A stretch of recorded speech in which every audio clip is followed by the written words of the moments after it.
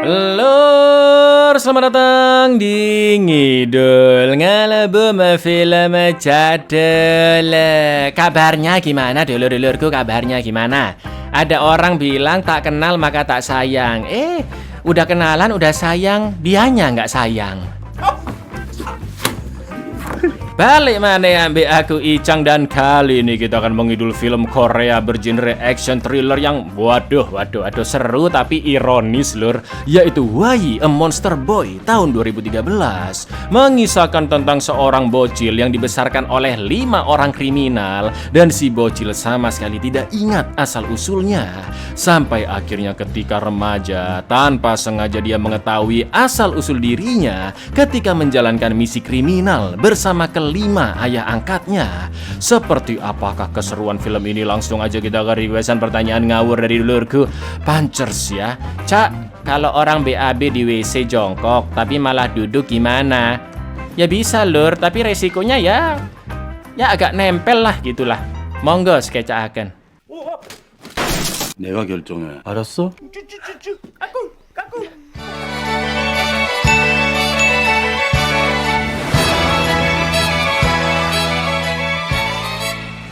Film dimulai dengan bocil bernama Hwai yang ketakutan karena terjebak sendirian di ruang gelap bersama seekor monster yang tak lama kemudian menerkamnya lur. Lalu scene pun beralih ke tahun 1998 di mana sebuah geng kriminal akan melakukan pemerasan dengan menculik seorang bocil yang sudah mereka sekap di dalam pot besar. 3 orang yang berada di mobil adalah Sok Tae Ki dan juga Jin Song, sedangkan 2 orang lainnya berada di kereta yaitu Dong dan juga Bomsu akan mengambil koper uang tebusannya. Namun ketika Bomsu mengambil koper uang, ternyata polisi sudah mengetahui operasi tersebut dan langsung mengepung Bomsu. Akhirnya Bomsu pun terpaksa mengancam membunuh Dong dengan pisaunya, seolah-olah rekannya itu adalah Sandra.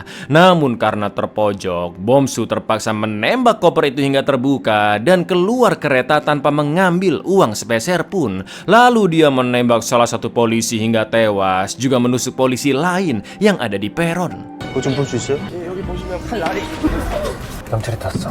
왜 부모라는 것들이 자식 교환조를? 제 뒤로. Sesampainya di markas mereka yang berlokasi di antah berantah, Bomsu yang memang gampang temperamen ingin menembak mati bocil di dalam pot karena operasi mereka gagal. Namun sebagai ketua tim, Sok Tae memilih untuk merawat anak tersebut yang dia namakan Hwai. Di markas itu juga terdapat istri Sok Tae bernama Yongju, namun kakinya dirantai dan wajahnya penuh memar lur, yang sepertinya dia sering mengalami penyiksaan di sana. Dan inilah Hwai, si bocil monster. Film ini mantep banget, jadi tonton sampai habis lur ya. 내가 결정해. 알았어? 낙도깨비의 특성상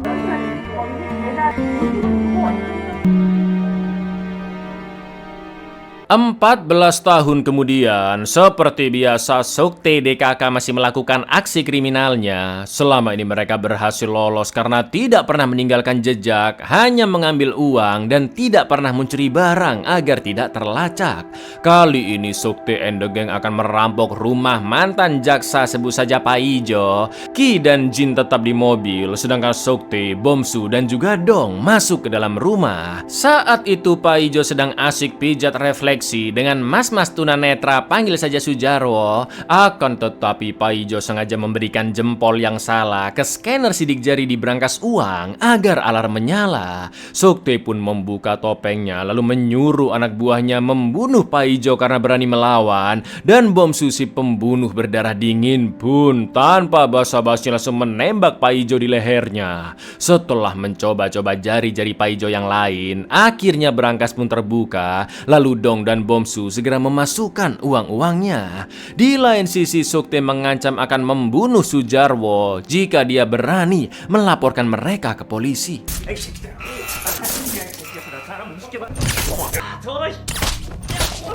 경찰이 오면 명심해. 넌 날 못 봤지만 내가 널. Alarm di berangkas telah memanggil polisi secara otomatis, namun Sukte and the gang berhasil kabur dengan bantuan Huai yang sengaja menjatuhkan jeruk-jeruk lur, seolah-olah Sukte DKK lewat jalanan itu ya kan. Kini Huai sudah masuk usia SMA dan ketika OTW balik dia sempat membantu Yu Kyung, seorang gadis SMA yang sepedanya rusak. Yu Kyung sempat bertanya Huai dari SMA mana karena dia tidak pernah melihat seragam seperti itu. Namun Huai tidak menjawab apapun. Sementara itu di rumah geng Sukte, kini mereka memiliki usaha budidaya tanaman hias yang sekaligus untuk penyamaran.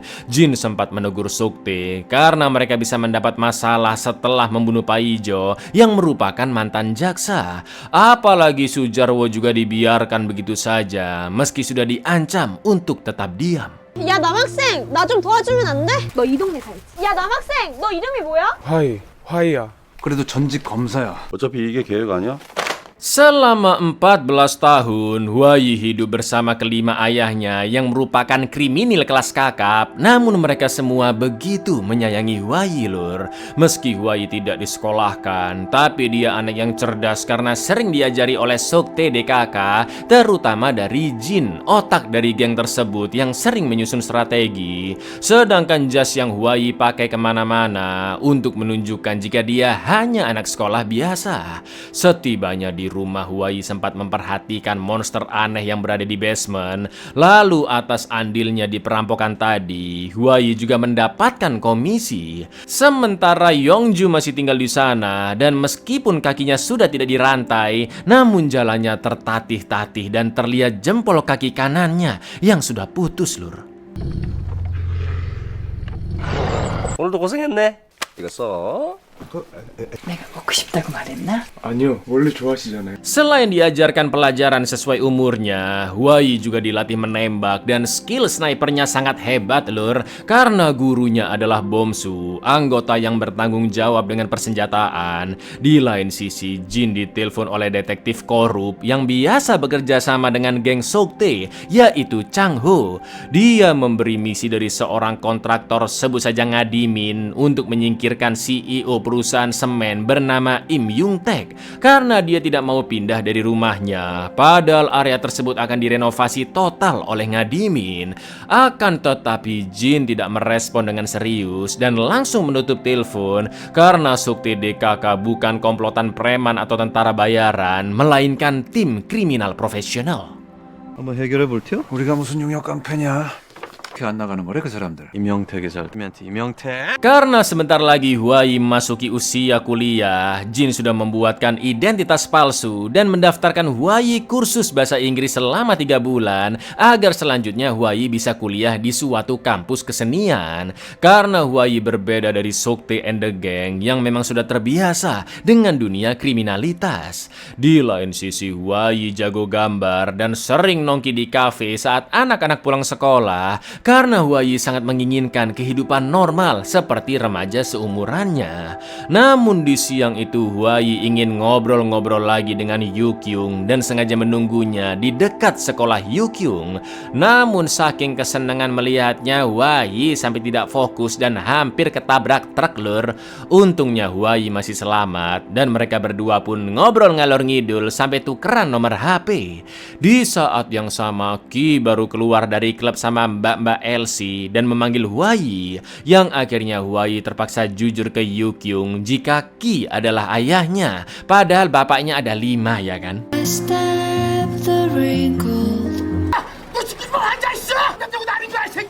너 나 좀 그려주면 안 돼? 미술 시간에 자화상 그려오라는데.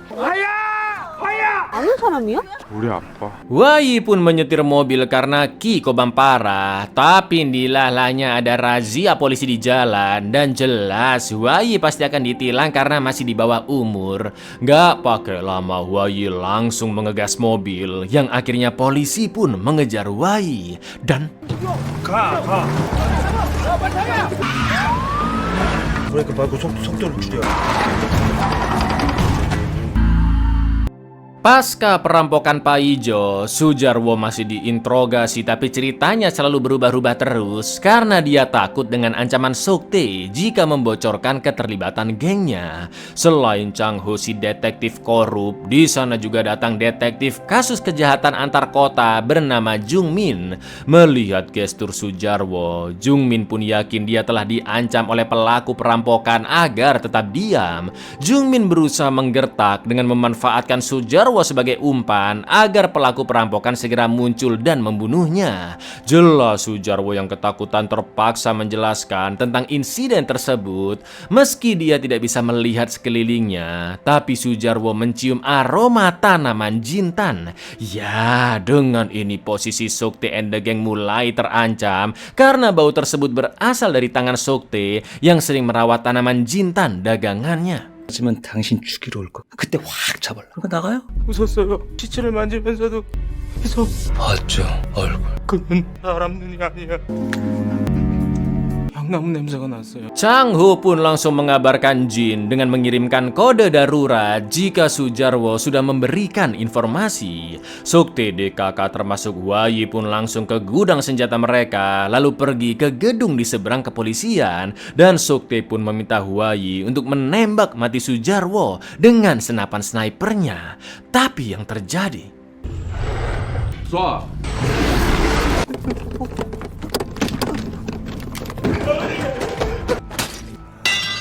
하고 싶지 않아요, 아버지. 다 하는데 너는 왜 못해? 잘못했으면 벌을 받아야 돼. 그 괴물 아빠가 없애줄게. Ternyata monster di awal film dan yang terlihat di basement adalah wujud dari trauma yang dialami Huayi. Karena sejak kecil dia sering dihukum dengan dikurung di basement. Selain itu Huayi juga kerap melihat hal-hal sadis dan tak bermoral yang dilakukan semua ayah angkatnya. Di lain sisi Sujarwo akhirnya tewas dibunuh Sukte dan dikubur di kebun mereka, lur. Selanjutnya Sukte and the Gang setuju menjalankan misi dari Chang Ho, yaitu membunuh Yung Taek di kediamannya. Setelah Yung Taek pergi ke gereja, Huayi pun datang membawa payung karena sedang hujan dan dia taruh di dekat pintu. Lalu Huayi membobol kunci rumah seolah-olah dia adalah remaja yang memang tinggal di sana. Sementara Sukte DKK melindunginya dari jauh dengan berjaga-jaga memakai senapan sniper. Sempat ada polisi yang curiga saat melihat Huayi, tapi untungnya Huayi berhasil masuk sebelum polisi itu mendekatinya.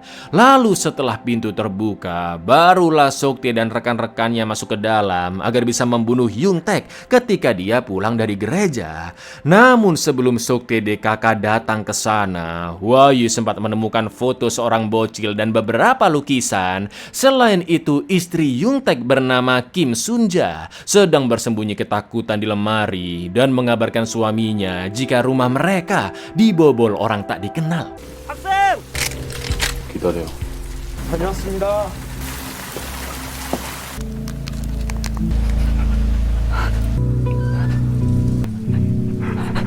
Jin masih memantau dari jauh dan dia langsung mengabarkan rekan-rekannya ketika melihat Yung Taek yang pulang lebih cepat karena membaca pesan dari Sunja.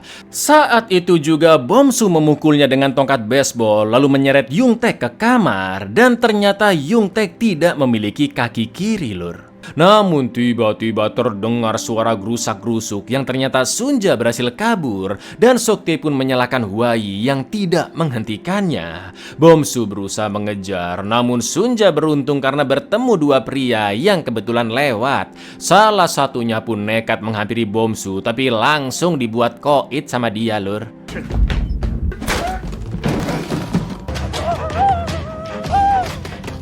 아까 그 아줌마 알아요? Sunja berhasil kabur, sementara Huayi dipaksa Sukte untuk menembak Yung Taek sebagai hukuman karena telah meloloskan Sunja. Awalnya Huayi ragu-ragu menembak, namun karena terus dipaksa oleh Sukte, Huayi pun akhirnya membunuh Yung Taek, lur. 다시 쏴. 쏴. 안 들려? 죽여. Setelah geng Sokte pergi, polisi pun datang untuk mengolah TKP, sedangkan Sunja masih syok dan sedang dirawat di rumah sakit. Lalu ketika detektif Jungmin mencari petunjuk di TKP, tanpa sengaja dia menemukan payung Hwayi yang masih ada di pintu depan. Jungmin pun merasa janggal karena ada sisa-sisa air hujan di payung itu, sementara payung lainnya kering dan di gagangnya terdapat tulisan Perayaan Hari Buruh Asosiasi Pemeliharaan bunga. 이게 애들이 할 짓이야? 교복은 님이 전 회장 쪽에 갔다 왔는데요. 이제 얘네들 아닌 것 같아. 뭐 오늘 전 직원들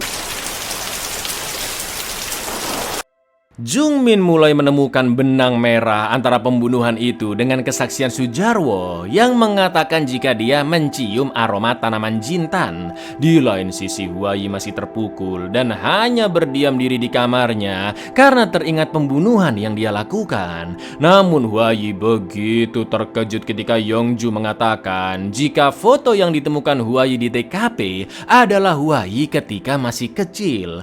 Hwayi pun langsung balik ke rumah Yungtek dan tak lama kemudian Sunja juga datang namun tidak menyadari keberadaan Hwayi.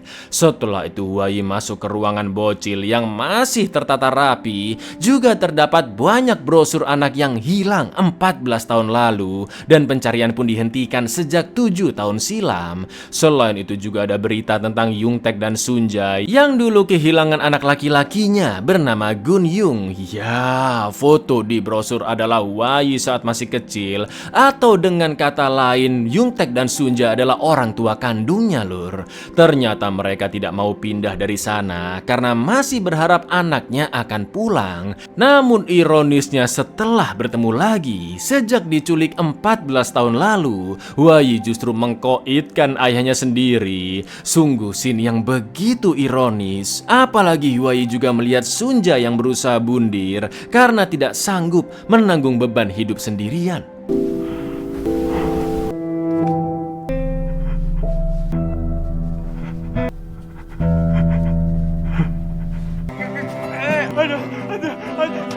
Untungnya Sunja bisa diselamatkan Hwayi, sedangkan Jungmin memulai penyelidikannya dengan pergi ke kantor asosiasi pemeliharaan bunga dan juga mendatangi kebun-kebun tanaman jintan. Sampai akhirnya ketika berada di kebunnya Sokte, Jungmin melihat mobil Sokte dan Ki yang ngebut, juga Yongju yang sempat ngintip di jendela.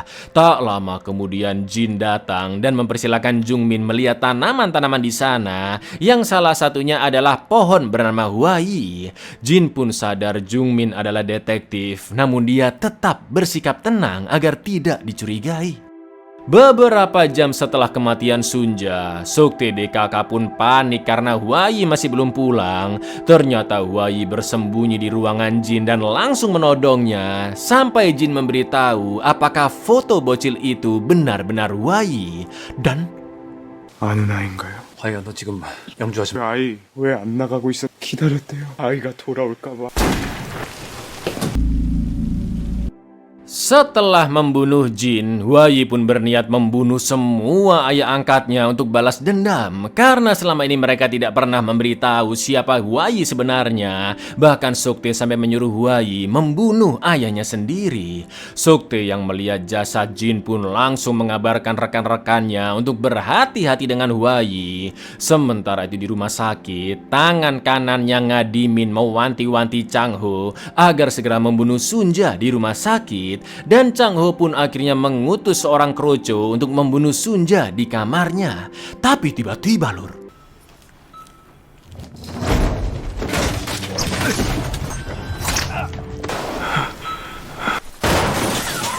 Hwayi berhasil membunuh kroco itu, namun dia sempat tertusuk di perutnya. Setelah itu Hwayi menelpon Yukyung untuk meminta bantuannya menemani sang ibu yang sedang dirawat di rumah sakit lain. Dan Hwayi menaruh sapu tangan ke genggaman ibunya sambil menangis.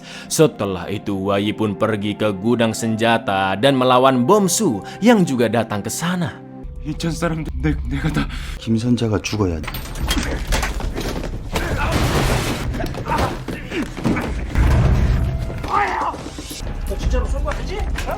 Tepat ketika Sokte DKK datang, Hwayi pun segera kabur dengan membawa tas senjata. Namun dia masih terus dikejar dan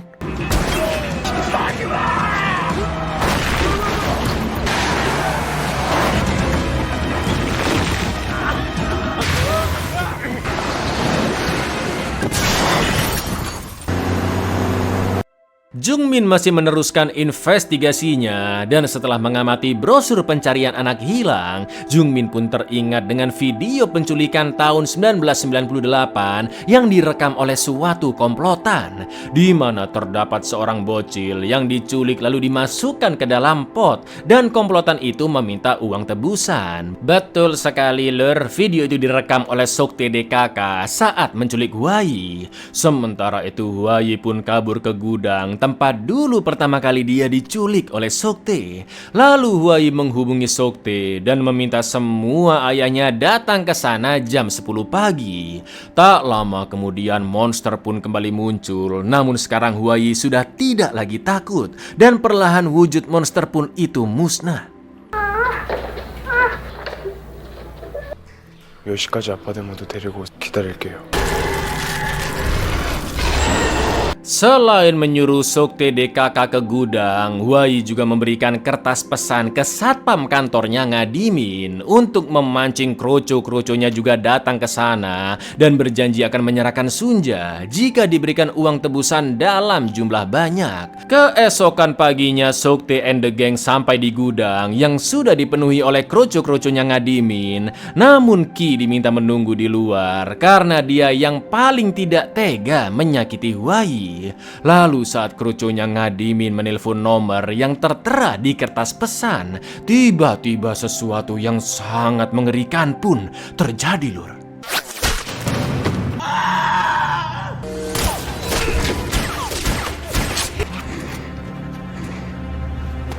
Ternyata Hwayi sudah berada di tower dan memburu semua orang di pabrik itu dengan cepat. Ki yang melihatnya pun diam-diam naik ke atas tower, sedangkan Soktae dan yang lainnya harus melawan semua kroco-kroco Ngadimin di sana.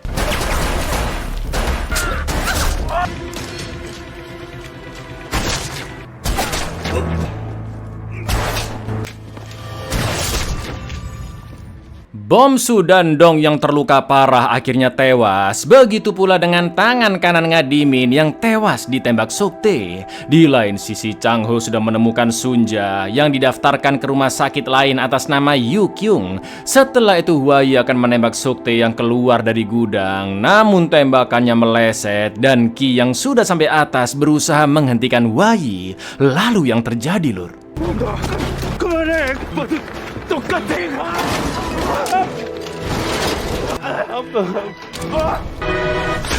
kini ayah angkat Hwayi hanya tersisa Soktae dan sebelum kabur, Soktae pun menembaki semua ban mobil di sana agar Hwayi tidak bisa pergi dan Hwayi akhirnya membajak mobil yang lewat di dekat sana. Sementara itu Jungmin menemui Yongju di rumahnya dan menjelaskan temuannya bahwa Soktae, Yongju dan juga Ki dibesarkan di panti asuhan yang sama dan ternyata ayah Yungtaek adalah pemilik yayasan tersebut lur.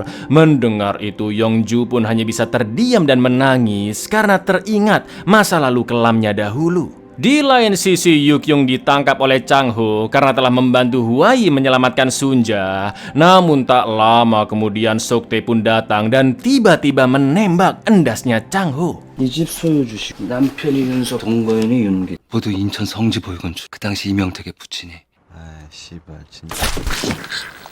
Melihat kejadian barusan, Yu Kyung pun sangat ketakutan. Sementara Hwayi sedang OTW ke rumah sakit untuk menemui ibunya. Namun karena luka perutnya semakin parah, Hwayi yang tidak fokus pun kecelakaan dan terus melanjutkan berjalan ke rumah sakit. Sementara itu Jungmin bertanya ke Yongju, apakah anak kecil yang ada di foto juga terlibat di pembunuhan Yungtaek. Yongju pun refleks mengatakan jika Hwayi adalah anak baik dan tidak mungkin melakukan kejahatan. Jungmin teringat dengan salah satu pohon yang dijual oleh geng Soktae, yaitu pohon bernama Hwayi. Kini Jungmin bisa menyimpulkan jika Hwayi adalah anak kandung Yungtaek dan Sunja yang telah hilang selama 14 tahun. Namun saat akan keluar rumah, Jungmin pun dihantam batu oleh Yongju hingga tewas karena Yongju tidak ingin Hwayi dipenjara. 와이는 착하네요. 정말 애를 키운 거야? Soktae menemui Sunja di kamarnya dan mengaku jika Huayi sudah dia rawat selama 14 tahun terakhir. Soktae juga menjelaskan jika Huayi jago menggambar dan juga cerdas, tapi dia punya semacam trauma hingga muncul sosok monster yang terus menghantuinya. Dan ternyata lur, Soktae juga mengalami ketakutan yang sama ketika remaja. Dia juga menceritakan tentang Yungtek yang dulu di panti asuhan sangat baik hingga semua orang suka padanya. Namun Soktae merasa geram karena monster di pikirannya masih terus muncul, padahal sudah mengikuti saran dari Yungtek untuk terus berdoa. Lalu brengkesnya Soktae memperkaos gadis yang disukai oleh Yungtek yang tak lain tak bukan adalah Yongju. Bahkan Soktae juga menusuk kaki Yungtek dengan garpu sawah hingga kakinya pun diamputisa. Sumpah iblis biadab ini orang krik. Setelah membuat dirinya kotor, monster itu tidak pernah muncul lagi di pikiran Soktae. Mendengar semua cerita tersebut, jelas Sunja pun begitu syok mengetahui kehidupan suaminya yang sangat sengsara karena perbuatan Soktae. 진짜 착했는데 기도하면 괴물이 사라질 거라고 전부 다. 그래서 한 번은 내가 그 형이 좋아하는 애를 따먹.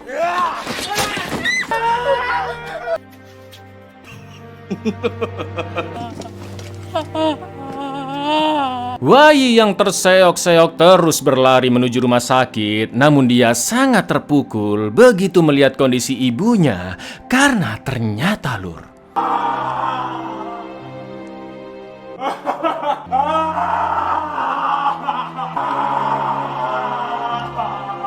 sungguh kehidupan yang mengerikan. Kini Huayi sudah kehilangan kedua ortunya dengan cara yang sangat tragis. Di lain sisi Soktae sudah sampai rumah dan melihat mayat Jungmin di gudang, sedangkan Yongju membersihkan darahnya di lantai. Kondisi Soktae terlihat semakin lemah karena luka tusuk di perutnya, dan dia berniat membunuh Yongju karena menolak disuruh menyiapkan makanan. Tak lama kemudian Huayi pun datang dan Soktae mengatakan jika Huayi harusnya sadar bahwa satu-satunya cara untuk mengusir monster di pikirannya adalah dengan menjadi monster. Karena ketika Huayi ingin membalas dendam ke semua ayah angkatnya, monster itu pun tiba-tiba hilang begitu saja.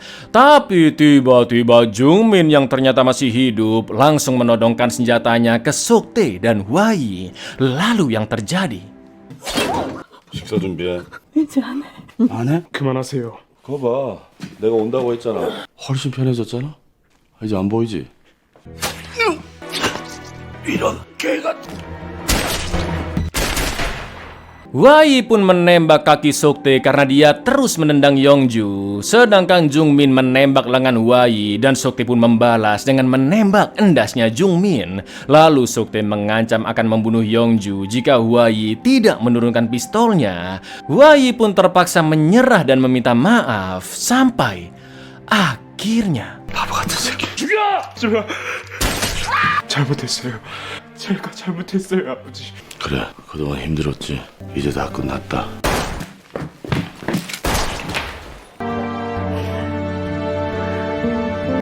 Huayi berhasil membunuh Soktae dan beberapa hari kemudian lewat temannya Yukyung, Huayi memberikan kamera yang dia inginkan sesuai cita-citanya Yukyung, yaitu sekolah fotografer, dan Huayi juga memasukkan sketsa buatannya. Lalu ketika sedang membuka acara peresmian proyek pembangunan yang akan dia jalankan, Ngadimin akhirnya mendapatkan balasan yang setimpal dari Huayi, yaitu ditembak dari jauh tepat di endasnya di depan semua orang.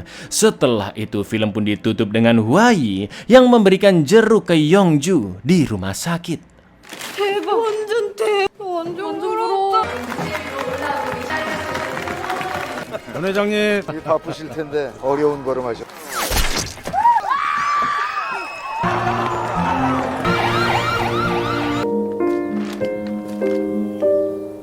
Buyar, kira-kira nih lur ya, bayangkan kalau misalnya Anda jadi Huayi, kira-kira gimana kehidupan kalian ke depannya? Assalamualaikum.